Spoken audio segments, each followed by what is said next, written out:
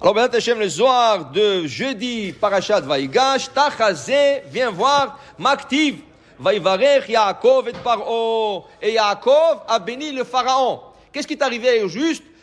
Yosef, il se dévoile à ses frères, il dit, vite, faites descendre mon père ici, je veux qu'il soit avec moi, je vais m'occuper de lui et tout ça. Ils font descendre Yaakov, et là, Yosef présente sa famille devant le pharaon.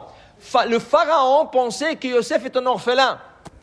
Il ne savait pas, parce qu'il n'a jamais parlé ni de père, ni de mère, ni de frère. Alors il ne savait pas. Et le pharaon avait toujours ce doute qu'un jour Yosef il va quitter l'Égypte. Il avait peur de ça, parce qu'il voulait absolument que Yosef reste. Regarde qu'est-ce qu'il a fait. Il a fait boomer l'économie de toute l'Égypte. C'était l'empire, c'était un empire mondial à cette époque. Pourquoi? Parce qu'on va voir que la famine va s'arrêter et ils vont se trouver avec un grand stock de manger et tout ça, et les gens vont venir acheter.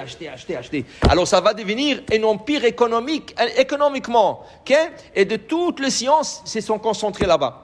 Maintenant, qu'est-ce qui arrive? Il emmène Yaakov. Yosef emmène son père Yaakov. Paro, il voit son père. Monsieur, waouh, je n'ai jamais vu un homme aussi âgé que vous. Quel âge vous avez? Il dit, moi je suis jeune encore, j'ai 130 ans. Mon père, il avait 180 ans, moi je suis jeune. Il dit, mais pourquoi vous avez l'air comme ça? Alors, qu'est-ce qu'il lui dit dans la Torah, Yaakov à Paro? Ah, vous savez, j'ai passé tellement dans ma vie.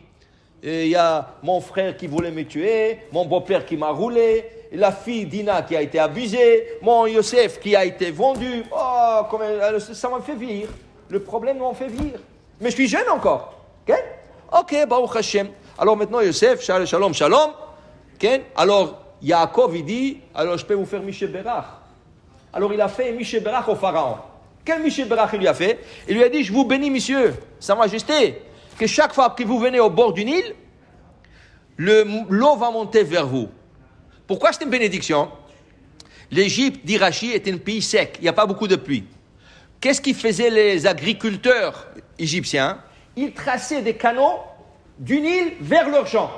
Et de temps en temps, une fois par an, 2 fois par an, quand le Nil débordait, ça irriguait les champs. Mais il fallait attendre 1 an ou 2 ans, il n'y avait pas beaucoup de pluie.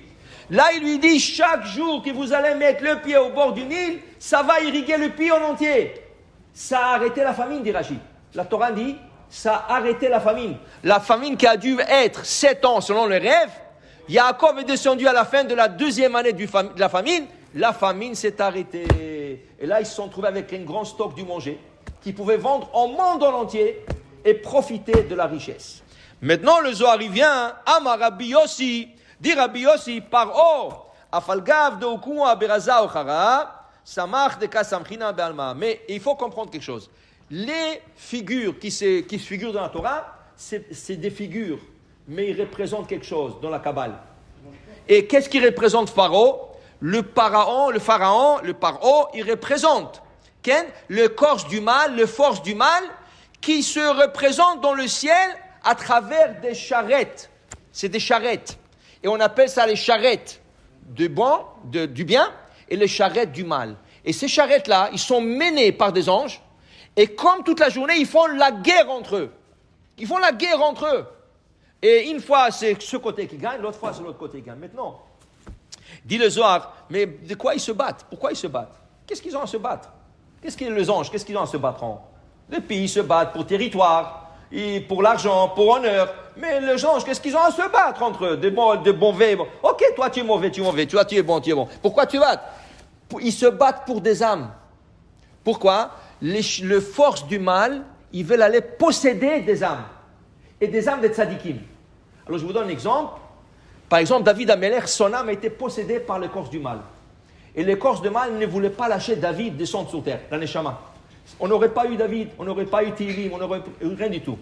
Qui c'est qui a emmené l'âme de David sur terre? Vous savez qui?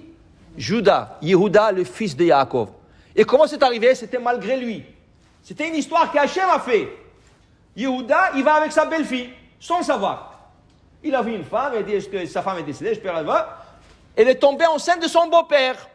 Elle a eu des jumeaux. Un des jumeaux s'appelle Peretz, l'autre Zerach. De Peretz, c'est l'arrière-grand-père de David. Dis le Rachaim Akadosh, je ne comprends pas. Comment Hachem a laissé un acte d'adultère comme ça? Okay?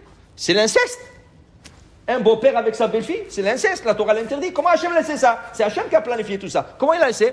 Dit l'Or HaChaim HaKadosh, si ça n'aurait pas arrivé comme ça, la Neshama de David ne serait jamais descendue sur terre. Qu'est-ce qui est arrivé?